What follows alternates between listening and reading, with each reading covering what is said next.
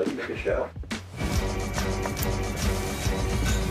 Let's go. I've always loved taking something pretty ordinary and elevating it. Surprising people with moments that... Uncle, make it end. Make it end. What is this? Guys, I feel like I'm a very accepting person. Truly, I want to like something about her. I'm searching for something to like about her.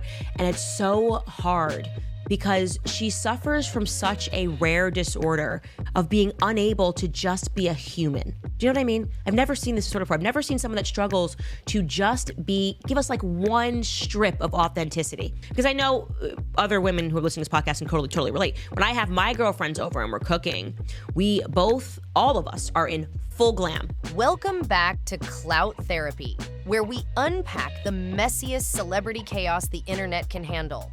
Today, we're talking Meghan Markle and what might be the strangest Hollywood meltdown of the year. Imagine losing a $100 million Netflix deal, and instead of quietly moving on, you pull a stunt straight out of a reality show, sneaking into your ex-boss's office to film a musical protest. Yes, this actually happened. From the royal fairy tale comeback to the PR disaster no one saw coming, this story has it all. Big money, bigger egos, and a twist that could be the final nail in Meghan's Hollywood dreams. Let's break down how the Netflix hype turned into a headline nightmare, and why this might be the moment Meghan's clout finally runs out.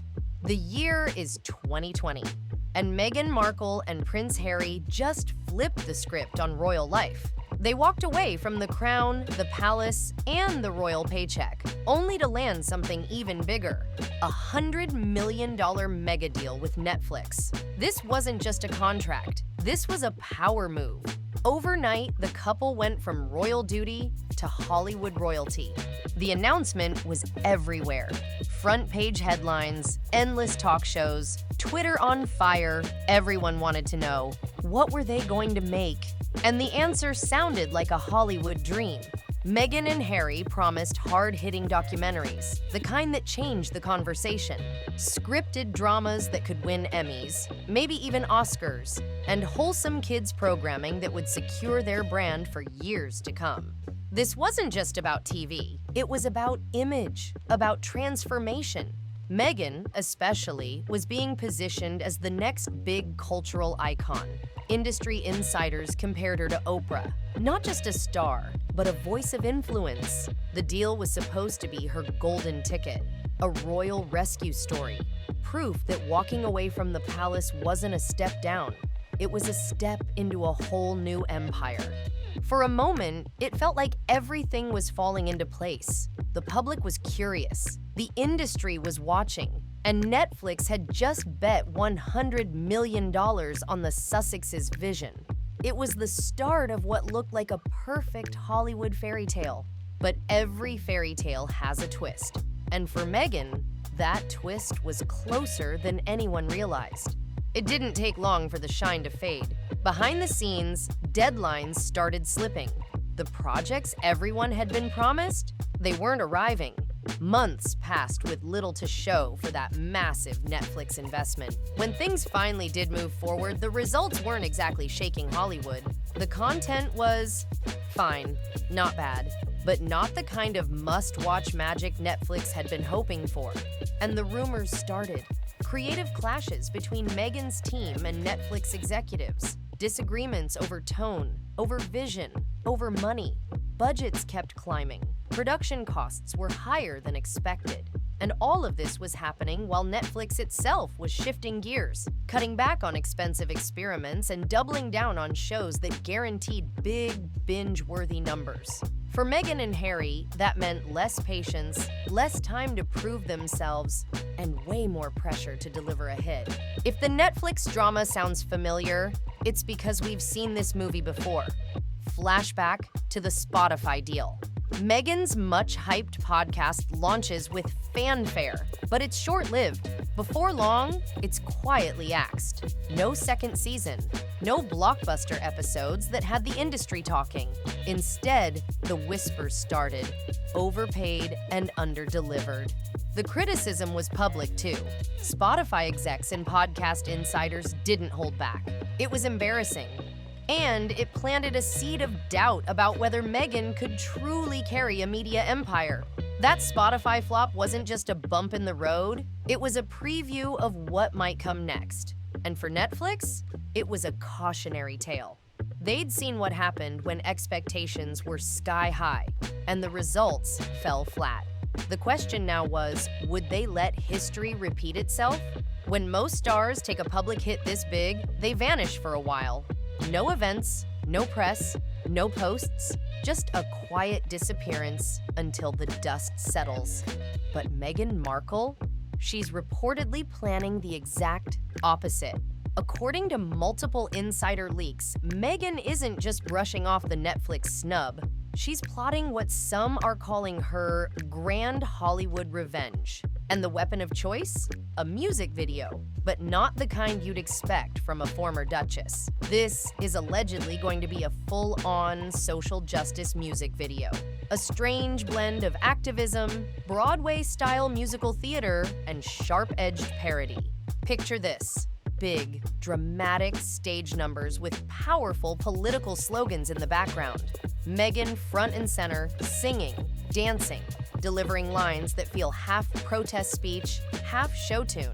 Sources claim the whole thing will be dripping in symbolism. References to her time in the royal family, nods to the media feuds, and not-so-subtle jabs at the very industry that's now turning its back on her. And this isn't just some random creative project. Oh no, this is the launchpad for her big return to Instagram. Remember, Meghan hasn't had an official public Instagram since leaving the royal family. That's been almost 4 years of silence. But now, the comeback is set to be flashy, calculated, and very, very public. The timing is brutal. The plan, according to the whispers, is to drop the campaign on the exact same day her Netflix contract officially expires. Not a week later, not a month later, the same day. Which, let's be honest, sends one very clear message. You may have cut me loose, but I'm still here, and I'm louder than ever. Some insiders are calling it bold. Others think it's career suicide, because sure, the stunt will grab attention, but it could also feed into the very narrative Meghan's been fighting against, that she's all drama, no delivery.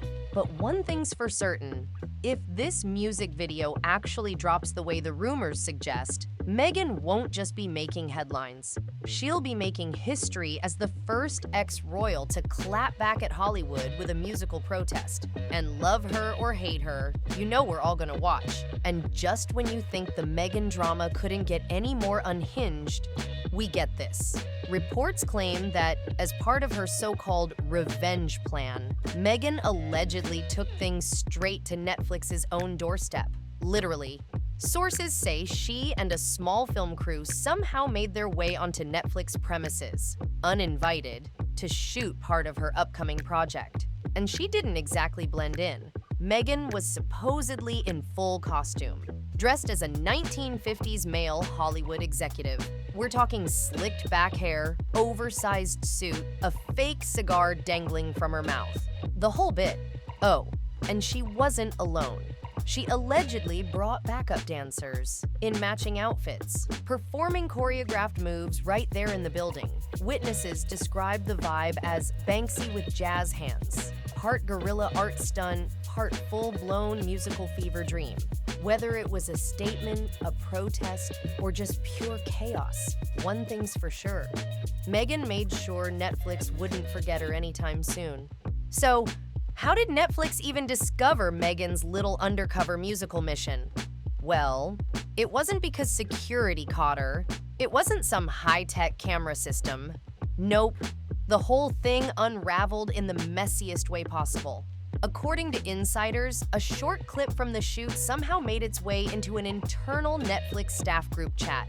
And when I say clip, I mean full Meghan in costume, fake cigar, dancers spinning in the background. It was all there. Staff started passing it around like it was the funniest thing they'd seen all week. Some thought it was a parody skit from SNL. Others were like, wait, is that actually happening in our building right now? Within hours, word reached the higher-ups, and that's when the panic set in. The legal department was brought in immediately. Phones started ringing, emails started flying, and before Meghan could even finish her coffee, her team was served with a cease-and-desist letter.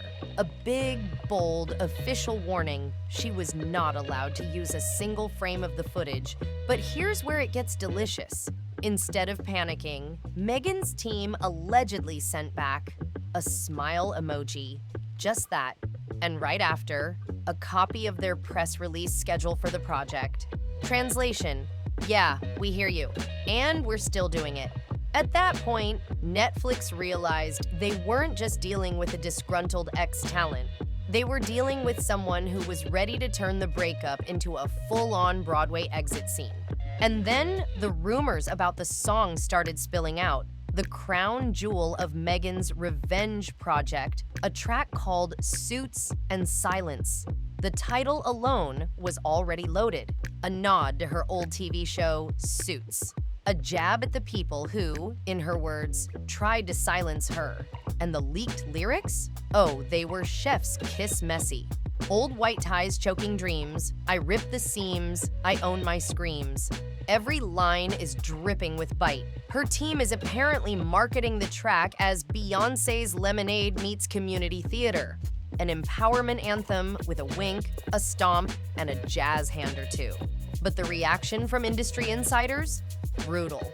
One anonymous exec called it career suicide dressed up as art. Another reportedly said, it's not activism. It's a tantrum with choreography. Still, Meghan's camp is leaning all the way in. They're planning a big visual drop with the song. Full costumes, big set pieces, the kind of thing that looks expensive whether you love it or hate it. And here's the thing. It's polarizing. Some say it could be iconic. Others think it'll go down as one of the most cringe Hollywood moments of the decade. But no matter which side you're on, one fact is crystal clear. When Suits and Silence drops, Meghan's not just making music. She's making a statement and making sure the entire industry hears it. Once the story of Meghan's Netflix stunt started making its way through the Hollywood grapevine, the tone changed fast. At first, people thought it was a funny little rumor, something you hear at a cocktail party and laugh off. But then, the details started stacking up. The costume, the backup dancers, the cease and desist. And suddenly, it wasn't just gossip, it was a red flag. Studio execs, casting directors, producers, the people who decide what projects get greenlit, started using one word to describe her: radioactive. And no, not in the glowing star power sense. In the touch this and your own career might burn sense. Former allies who once publicly gushed about her were quietly stepping back. People she used to call on for favors were suddenly out of town or too busy for meetings. It was like watching a door close in slow motion, not with a slam, but with that quiet, deliberate click. And then came the quote that really made waves. A veteran producer, the kind who's been around long enough to know a sinking ship when he sees one, told an insider, she brings controversy without ratings. That's the worst combo in Hollywood. It was brutal, but it stuck. Because in this business, you can be messy if you make money. You can flop if people still like you. But if you're both controversial and underperforming, that's the kiss of death. And for Meghan, it meant the industry wasn't just watching, it was already walking away. And it wasn't just the big studio crowd turning cold. Meghan's team, still charging ahead with the Suits and Silence rollout, allegedly tried to pull in some serious influencer muscle to hype the video. The plan was simple. Get big-name TikTok stars, Instagram icons, and YouTube personalities to post about the release. Maybe even use clips in trending audio challenges. On paper, it was smart. But in reality, it was a disaster. The first wave of outreach was met with polite but firm no thanks. Then the second wave brought even less enthusiasm. Just unread messages and unanswered calls. The real kicker came when one top-tier influencer, the kind with millions of followers and serious brand deals, agreed to watch a rough cut of the video. According to someone who was there, the influencer sat through the whole thing. closed the laptop, and never spoke to Meghan's team again. No feedback, no response. Just a digital vanishing act. And here's why. In the influencer world, your brand is your currency. One bad PR move, one viral backlash, and your sponsorship deals can evaporate overnight. Nobody wanted to risk being tied to a project that the industry was already calling a potential train wreck. So instead of building a hype army, Meghan's camp was left with silence. And in the world of promo, silence is deadly. Because without the influencers, without that viral push, this comeback might not even get the audience Meghan's banking on. In Hollywood, there's a fine line between being a rebel and being a liability. And here's the thing, the industry loves a little disruption. It loves a bold voice, a headline-making moment, a star who shakes things up. But it only works if you're also reliable. Show up on time, deliver the work, make the studio money. Meghan's latest stunt, it's not being read as fearless or groundbreaking. Insiders say the mood is more exhausted. This isn't the kind of disruption that wins you a standing ovation.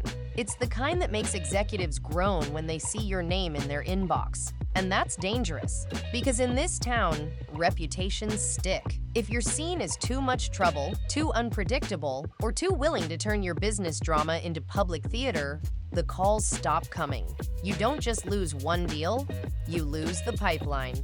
The risk for Meghan now isn't just Netflix. It's the quiet, behind-the-scenes decision-making that determines who gets meetings, who gets funding, and who gets shut out. And if the chatter is right, she's edging dangerously close to the word no one in Hollywood wants next to their name: blacklisted. The irony in all of this? Meghan had the chance to completely rewrite her Hollywood image. She could have proven the doubters wrong, shown the industry she was more than just royal drama. Instead, she may have filmed her own career obituary. Netflix handed her a stage, and she used it to choreograph her exit, in heels, with a fake cigar, and a chorus line behind her. Now the question is yours. Is this bold empowerment, or the biggest self-own in Hollywood history?